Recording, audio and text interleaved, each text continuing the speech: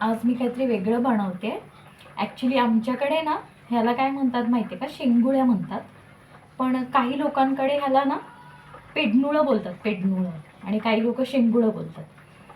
तर आज झालं असं की ह्या लोकांनी उशिरा काहीतरी खाल्लं आहे, तर ह्यांना म्हणे आता जेवण नको आहे, तर असंच काहीतरी छोटं मोठं बनव. म्हटलं काय बनवू, तर मग मी शेंगुळ्या बनवू आणि त्यांच्या पप्पांना हवेत धपाटे. तर मग आता बनवते. पटकन होतात. झाले बऱ्यापैकी माझं. आता फक्त एक वाफ काढली की संपला विषय. उशिरा काहीतरी खाल्लं की हे असं असतं.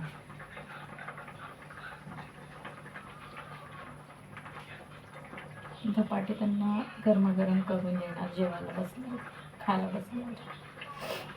हे खूप टेस्टी लागतं माहिती आहे. हे जुने पदार्थ आहेत ना, सिरियसली यार खूप खूप टेस्टी असतात, तर ते आपल्याला माहीतच नसतात. म्हणजे माझी ना आजी बनवायची. मला सर्दी झाली आहे, बोलताना थोडं हे होतं. माझी आजी हे बनवायची. आत्ताची कसं लोक म्हणजे हे करून खातात, मॅगी करून खातात, किंवा खूप लोक आली तर स्नॅक्स वगैरे आणून खातात, म्हणजे वेपर्स आणले, कुरकुरे आणले. तर पूर्वीच्या काळात आहे ना, वेपर्स वगैरे असं काही नव्हतं. जेव्हा खूप सारे घरात पाहुणे आले आणि त्यांच्या मुलांना काहीतरी वेगळं खाऊ वाटलं ना, तर तेव्हा त्या आज्या पंजा ना हे असे पदार्थ बनवायच्या. त्यातलाच हा एक पदार्थ आहे, टाईमपासवाला, पण टेस्टी भयंकर. हां, तुम्ही एकदा खाल ना, वेडी व्हाल, वेडी, टोटल वेडी. खूप छान लागते, खूप छान लागतं.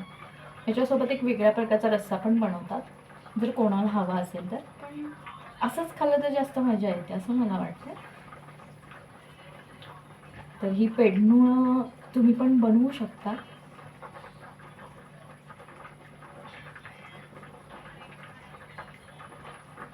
खूप छान लागतं, माझं फेवरेट आहे.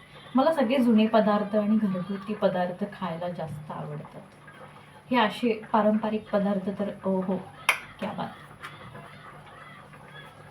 तुमच्याकडे काय काय बनवलं जातं कधीतरी सांगा मला.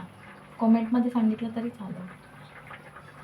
पण यार हे जे लागतं ना टेस्टी, आई ग काय सांगू मी, शब्दात नाही सांगता येणार यार. हे खायला पाहिजे तर कळेल तुम्हाला. तुम्ही